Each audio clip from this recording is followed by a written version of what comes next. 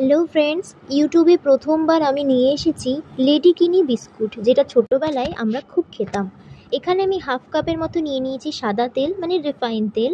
তার মধ্যেই আমি হাফ কাপের একটু বেশি চিনি দিয়ে দিচ্ছি। তোমরা চাইলে চিনিটা একটু অল্পও দিতে পারো। এবার তেলের সঙ্গে চিনিটাকে খুব ভালো করে মিক্স করতে হবে যতক্ষণ না এইরকম হয়ে যাচ্ছে। তখন এর মধ্যে সামান্য একটুখানি দিয়ে দিতে হবে বেকিং সোডা, একটু লবণও তোমরা এই পর্যায়ে দিয়ে দিতে পারো, কারণ একটু লবণও বিস্কুটে দিতে হবে। এখন সব কিছুকে মিশিয়ে নেওয়ার পরে এর মধ্যে প্রথমেই আমি একটু জল দেব, সামান্য একটু, যাতে আমি যে ডোটা বানাবো বিস্কুটের সেটা বানাতে সুবিধা হয়। এবার সামান্য একটু জল দেওয়ার পরে এখানে আমি প্রথমে ওই 5 টেবিল স্পুনের মতো ময়দা দিয়ে এটাকে মিক্স করব। যদি মনে হয় যে ডোটা খুব বেশি আর কি নরম রয়েছে, যেটা দিয়ে আর কি বেলা যাবে না বা বিস্কুট তৈরি করা যাবে না, তখন আরও 2 চামচ ময়দা আমি অ্যাড করে দিয়েছি।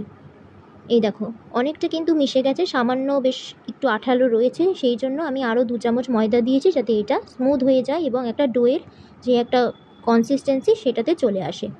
তো সেই জন্য আমি টোটাল 7 টেবিল স্পুনের মতো ময়দা দিয়েছি, মানে ওই 1 কাপের একটু বেশি। সামান্য একটু লবণ দিয়ে এখন সব কিছুকে মিশিয়ে নেব। দেখো এখন একদম ডোটা পারফেক্ট রয়েছে।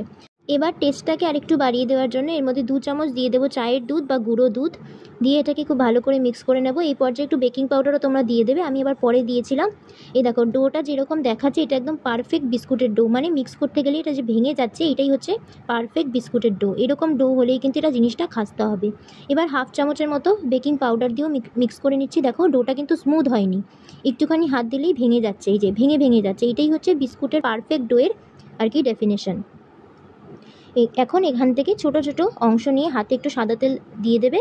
এখন আমি এটাকে লেডিকিনির যে মানে ল্যাংচার যেরকম শেপ হয় সেরকম শেপ দিয়ে দেওয়ার পরে আমি একটুখানি চ্যাপটা চ্যাপটা করে দিচ্ছি, করে আগের থেকেই একটা তেল দিয়ে গ্রিস করে রাখা একটা প্লেটের মধ্যে এগুলোকে রেখে দেবো। এই দেখো, ঠিক এইরকম হবে প্রত্যেকটা বিস্কুট। এখন যখন বিস্কুটগুলো হয়ে যাবে একটা কাঁচি দিয়ে আমি মাঝখানে এরকম দেখো একটা ডিজাইন করে দিচ্ছি।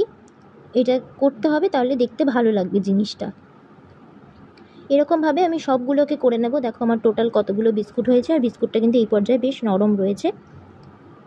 এখন এগুলোকে আমি বেক করে নেব ওই 20 মিনিটের মতো মিডিয়াম টু লো ফ্লেমে। আমি যেভাবে বেক করি কড়াইয়ে নুন দিয়ে স্ট্যান্ড বসিয়ে ঢাকা দিয়ে আমি প্রায় 20 মিনিট বেক করে নেওয়ার পরে দেখো বিস্কুটটা কি সুন্দর হয়ে গেছে, কালারটা কি সুন্দর হয়েছে, আর একদম খাস্তা মুচমুচে দারুণ টেস্টি হয়েছে। একদম ঘিয়ের একটা সুন্দর গন্ধ বেরোচ্ছে, যদিও আমি ঘি দিইনি, এত সুন্দর একটা গন্ধও বেরোচ্ছে, আর একদম মুচমুচে হয়েছে। দেখো ভেতরটা একদম দোকানের বিস্কুটের মতো হয়েছে। বাড়িতে এইরকম বিস্কুট বানাও, তবে ডোটা কিন্তু এমনভাবে বানাবে যাতে ডোটা হাত লাগলে ভেঙে যায়, এরকম টাইপের ডো বানাবে। ভিডিওটা ভালো লাগলে চ্যানেলটা সাবস্ক্রাইব করে দিও।